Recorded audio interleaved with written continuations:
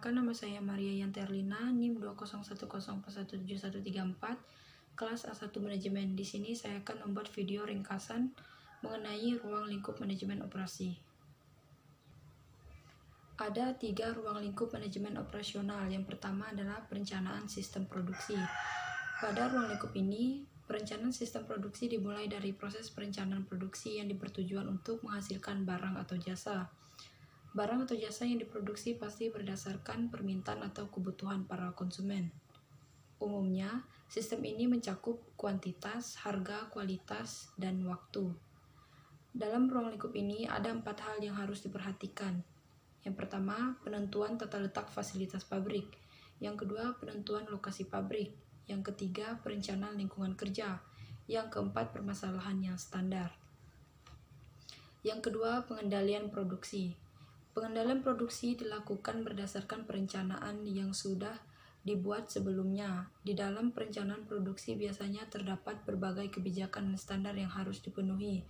Perencanaan tersebut juga seringkali melibatkan prosedur pengawasan terhadap proses produksi yang sedang berjalan. Tujuannya agar proses produksi terkendali serta sesuai perencanaan yang telah ditentukan. Dengan adanya pengendalian produksi, potensi keuntungan suatu perusahaan dapat dimaksimalkan. Caranya dengan meminimalisasi berbagai kesalahan yang dapat merugikan. Umumnya pengendalian produksi dibagi menjadi ke dalam 5 bagian sebagai berikut. Yang pertama, pengendalian bahan baku, mengatur tentang pemindahan, pengemasan, dan penyimpanan berbagai bentuk dan jenis bahan baku. Yang kedua, pengendalian biaya produksi, analisis biaya produksi yang digunakan untuk mendapatkan keuntungan secara optimal. Sebagai informasi, terdapat 2 jenis biaya produksi, yaitu biaya variabel dan biaya tetap. Biaya variabel terdiri dari biaya bahan baku serta biaya tenaga kerja langsung. Sementara itu, ada juga biaya overhead yang meliputi biaya variabel, biaya tetap, dan biaya semi variabel. Jenis-jenis biaya tersebut harus diketahui dengan jelas karena mempunyai pengaruh yang besar terhadap keuntungan atau laba perusahaan. Pengendalian tenaga kerja. Pengendalian yang dimaksud merujuk pada kuantitas dan kualitas tenaga kerja sehingga proses produksi dapat berjalan optimal.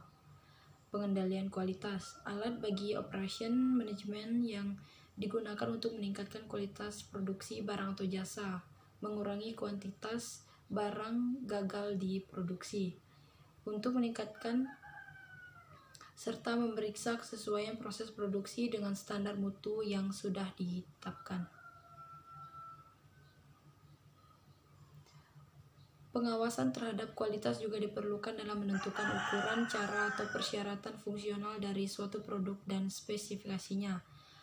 Pemeliharaan alat produksi. Mencegah terjadinya kerusakan produk atau produk yang dihasilkan tidak memenuhi standar mutu yang ditetapkan akibat kerusakan pada alat produksi. Pergantian alat produksi juga diperlukan apabila suatu produk yang dihasilkan masih ada cacat. Yang ketiga, sistem informasi produksi. Pada umumnya, sistem informasi produksi terdiri dari 3 bagian, yaitu struktur organisasi, produksi atas dasar pemesanan, dan produksi untuk pasar. Struktur organisasi di sini adalah pengorganisasian dalam membangun hubungan antara komponen organisasi, misalnya pembagian tugas dan jabatan dengan tujuan semua kegiatan dapat mencapai sasaran. Adapun keuntungan produksinya dilakukan atas dasar permintaan konsumen secara spesifik ataupun memproduksi untuk pasar. Kegiatan produksi untuk pasar umumnya didasarkan pada demand atau permintaan konsumen, baik konsumen lama maupun konsumen baru.